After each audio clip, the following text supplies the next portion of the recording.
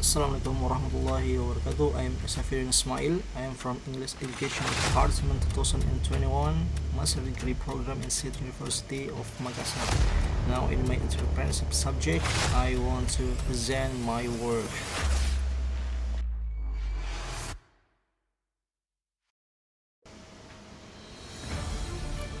Yota, good drink for everyone. One of the famous beverage in Makassar. Yota is inspired by the Japanese word yata, a Japanese expression is used when you manage to do something and you're very like.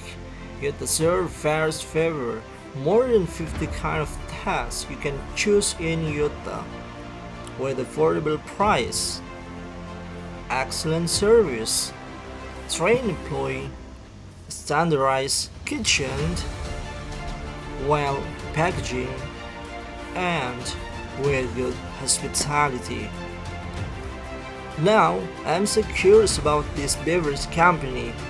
Why does it become so popular? How did the owner start it? How does he maintain it? How does he fulfill the customer needs? And how does he improve his business? To answer it, I'm going to meet with the owner of Yota for an interview, and the owner of Yota is Kak Adrian.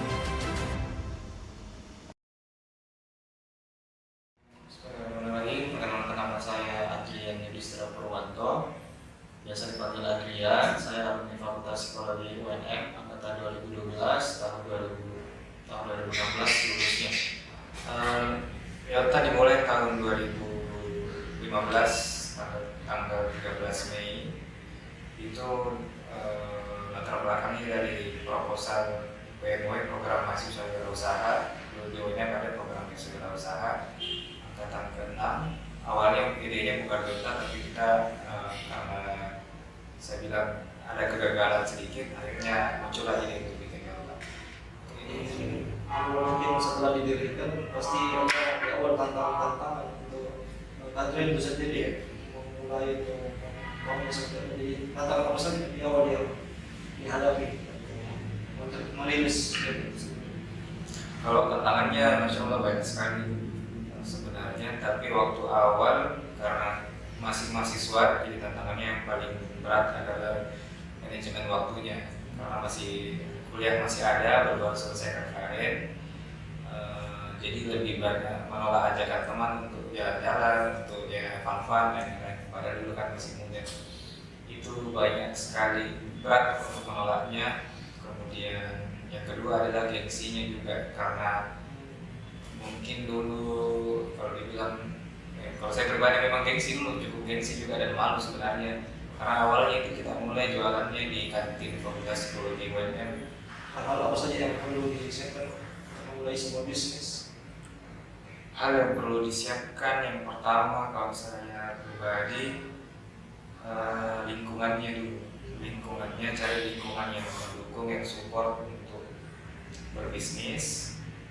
Cari mungkin komunitas bisnis.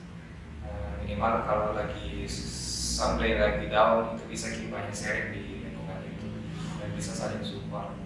Terus yang kedua, kalau di awal kalau ada ide, tidak usah terlalu banyak pikir, kita actionnya dulu, lakukan apa yang ada di data. Nanti pas kita action itu banyak muncul tantangan-tantangan baru, dan itu yang akan kita menyempurnakan idenya dari action itu.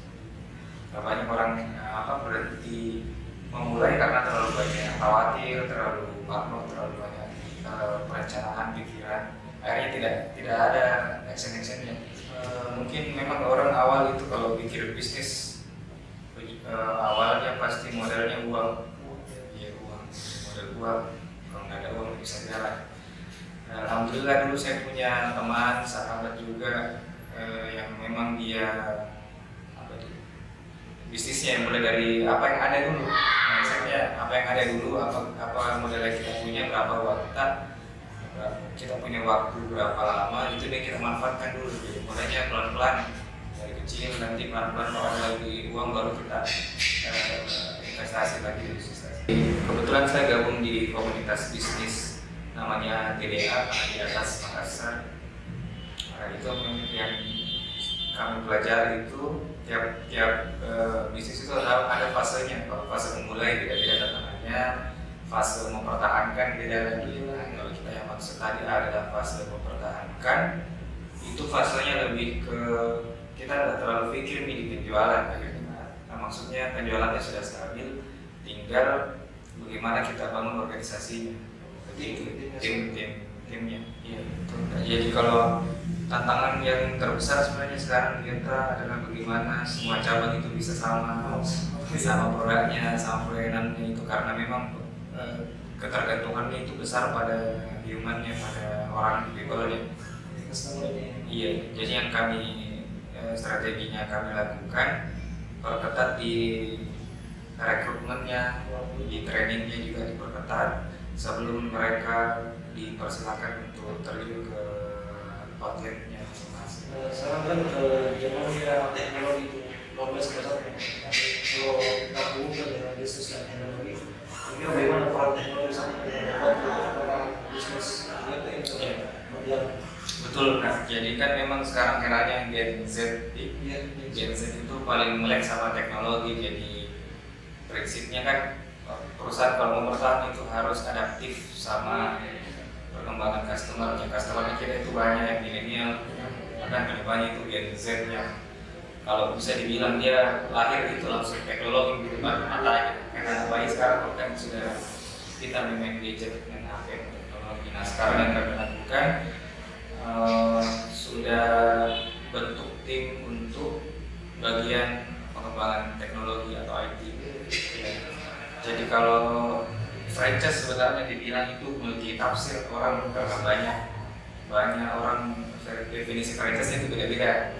Kalau konsep yang dipakai di Yota, memang kami membangun spiritual company atau perusahaan yang berbasis spiritual, adabnya ya syariah Islam.